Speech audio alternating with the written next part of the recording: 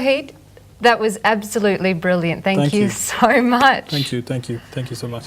Now, you must tell us about your musical journey.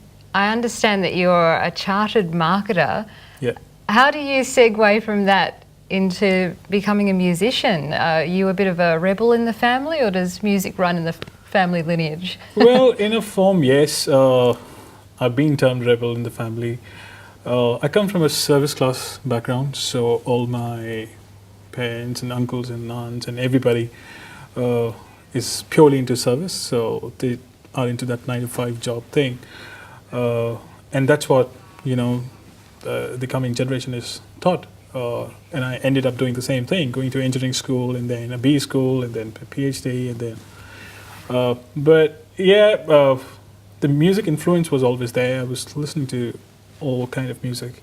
I was listening to Bollywood music. I was listening to good English music. I was listening to rock.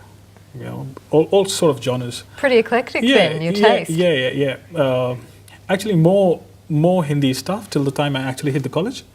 And because I'm from a small town, so when you go to a bigger town, you meet new people. So in engineering, I found these guys coming from New Delhi, Mumbai, Bangalore, and they were all, they were the ones who actually introduced me to stuff like rock or metal, for that matter. First time I heard Metallica, I was like taken aback. This kind of thing also exists. Yeah, right. It just the journey actually started in the engineering college. We started a band, played a few gigs here and there, but it kind of stopped. Because when your career takes over, you gotta stop everything and then move into a job. Then I went to UK for my master's and my chartered marketing. Okay. Yeah, and then got the job there, and then it just went on and on and on, and then ultimately I got stuck in the same 9 to 5 cycle, which my entire family has been into. Took me some time to kind of realize that this is one part of my mind, body, and soul, which should not be dead at all, and I should bring it up. So I kind of started pretty much 6-7 years back.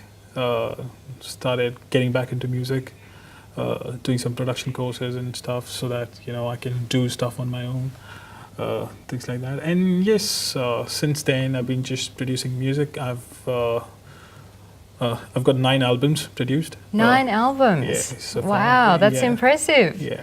One of the albums that I just did was with 16 Australian artists.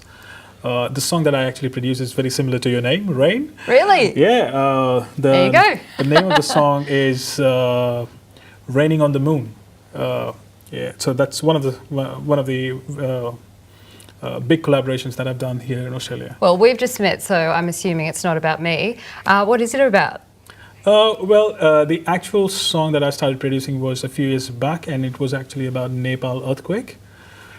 So the song has been written for something like hope, about how hope can change a lot of things, and just to give strength to the people who actually suffered that loss.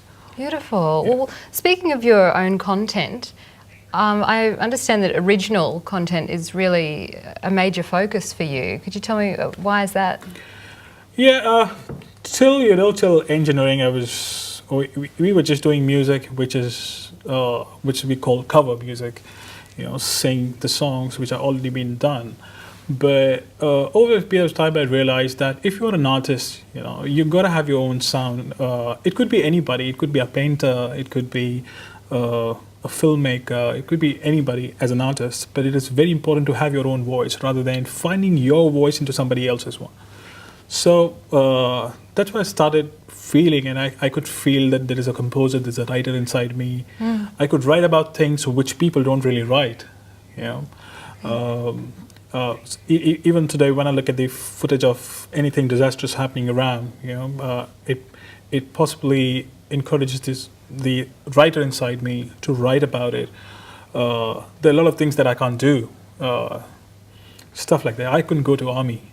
I couldn't go to Indian Army, okay? But every time I see a soldier, it kind of gives me a lot of feelings and encouragement, So how do I contribute to that thing? Well, you obviously draw a lot from human emotion, it sounds like. And then So I saw something online, and then I thought, no, I've got to do something about it. Look, I can't go on the border and fight, but what I can do is I can write a song about it. So I wrote a song about Indian Army that actually became an Indian Army anthem later on, which went viral on YouTube.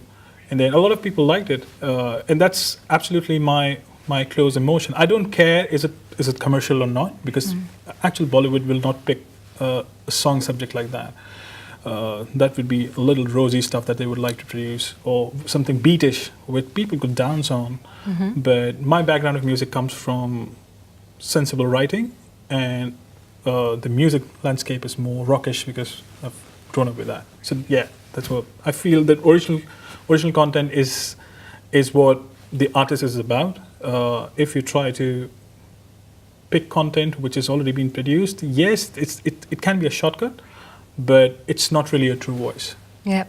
No, it certainly sounds like you're making your stamp, making your mark on the music world. It's fantastic. Thank you. Finally, I was very curious about what your upcoming projects are.